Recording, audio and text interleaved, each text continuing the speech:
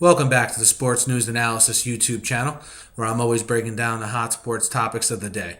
My name is Mike. Be sure to subscribe to my channel to get all of my videos delivered directly to your inbox. On the heels of Chip Kelly being announced as the next head coach of the Philadelphia Eagles today, I thought I'd take some time to sort of delve into an issue that I think could become a big issue in the coming years, and that's the relationship between head coach Chip Kelly and incumbent general manager Howie Roseman. Just to kind of set the scene here, for the last 14 years, when Andy Reid was the head coach of the Eagles, he had full say, or final say, I should say, in any personnel moves that the team made. You have a situation now where Kelly is coming from college, and a big thing that people thought Kelly wanted was that control. And on January 5th, when he declined or took his name out of the running for the Eagles job, there was some thinking that because he wanted that power and the Eagles weren't going to give it to him, that's maybe why he took his name out of the running. Fast forward to today at his press conference, this give the Philly media some credit for asking this question and trying to get to the bottom of who will have final say in the personnel issues.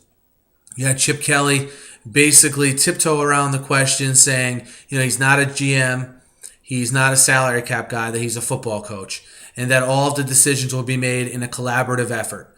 And basically how it'll go is, Chip Kelly and his coaching staff will say, at a certain position, we want this kind of player, we want him to be this fast, we want him to have this build, and it'll be up to Howie Roseman and his team to go out there and find the guys to fill the roster spots.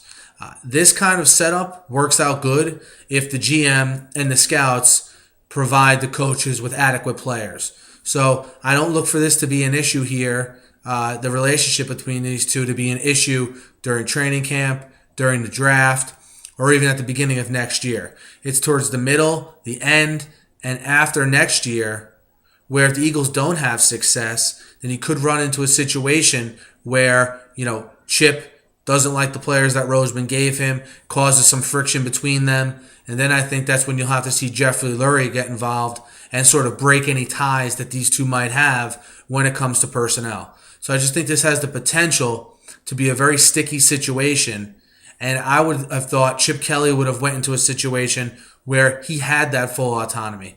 Because I think when you're a college coach coming from college into the pros, in order to immediately get the respect of the professional players, if you give the college guy coming from college full autonomy, these players have no choice but to fall in line. Because if they don't, they're not falling in line with the person making the ultimate decisions, and they put their place on the roster at risk.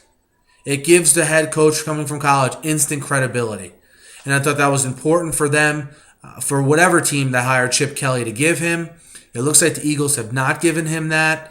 He's walking into a roster with a lot of veteran players. We'll see how he handles that. We'll see how he cultivates the relationships with these guys. We'll see the kind of players that Roseman gets him and if they fit into his system.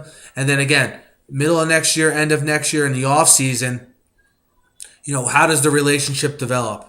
Is Jeffrey Lurie having to get more involved, breaking ties, things of this nature? Remember, Lurie, Roseman, since they've been owner and GM, it's been Andy Reid who has made the decisions and the final say in all personnel.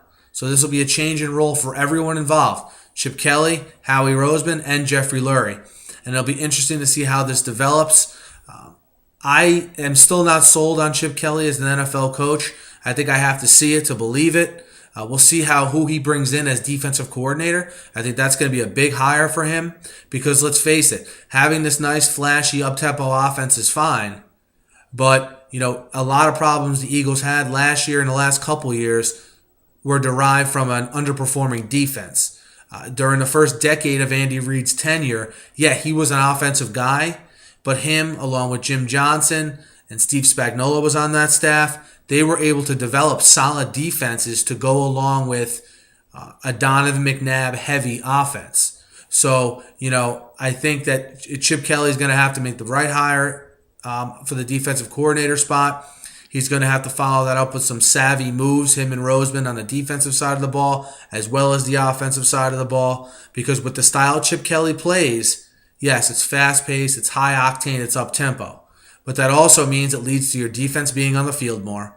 And it also leads to the fact that your entire team needs to be in very good shape to be able to keep up that pace for an entire game and an entire season. So we'll see how that plays in here. I'd like to hear from Eagles fans. Are you guys excited about the hire? Are you nervous about the potential problems in the Roseman Chip Kelly relationship? Just let me know what you guys think. Hit me up in the YouTube comments here. You can always catch me on Twitter at SNewsAnalysis. And again, be sure to subscribe to my page to get all of my videos delivered directly to you. As always, guys, thanks for listening and have a good night.